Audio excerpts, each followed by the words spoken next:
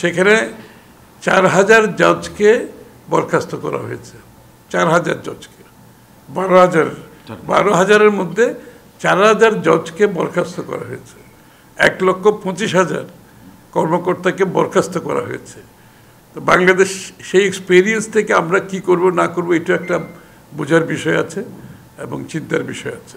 যে আন্তর্জাতিকভাবে জুরিস্টদের due process of law, সঠিক বিচার পাওয়ার যে প্রত্যাশা এবং বিচারটা বাংলাদেশের যে ট্রানজিশন, এই যে স্বৈরাচার পালিয়ে যাওয়ার পরে এই অবস্থায় বাংলাদেশের বিচার ব্যবস্থা নিয়ে তাদের আলোচনাটা করেছে মূলত। এবং যারা যারা পালিয়ে গেছে দেশ থেকে তাদের ব্যাপারে আলাপ হয়েছে।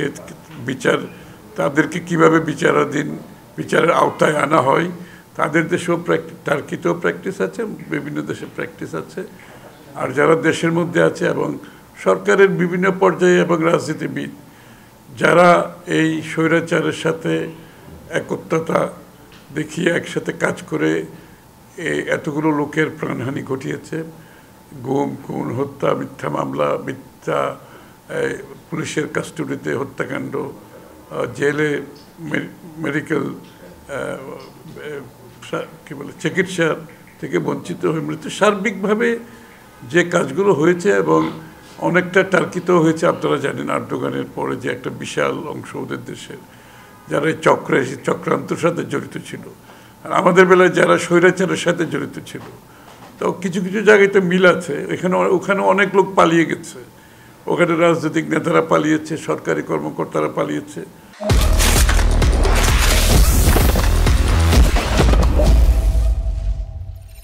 তাদের অভিজ্ঞতা বাংলাদেশের আগামী দিনে আমরা কিভাবে এটাকে মোকাবেলা করতে পারি এগুলো আলোচনা হয়েছে। এবং যারা পালিয়ে গেছে তাদেরকে ফেরত আনার ব্যাপারে কী ধরনের ব্যবস্থা নেওয়া উচিত, কী করা উচিত, এগুলো সার্বিকভাবে আলোচনা হয়েছে। এবং ওদের সাথে আমাদের আলোচনাটা অব্যাহত থাকবে, কারণ বিচার ব্যবস্থা ঠিক না থাকলে তো দেশে আর বাকি কিছু ঠিক থাকার কোনো সুযোগ নাই।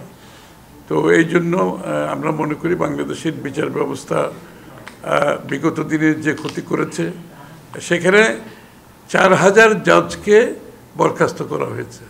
4000 জজকে, 12,000-এর মধ্যে 4000 জজকে বরখাস্ত করা হয়েছে।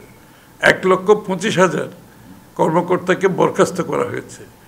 তো বাংলাদেশ সেই এক্সপেরিয়েন্স থেকে আমরা কি করব না করব এটা একটা বোঝার বিষয় আছে এবং চিন্তার বিষয় আছে, এই আর কি।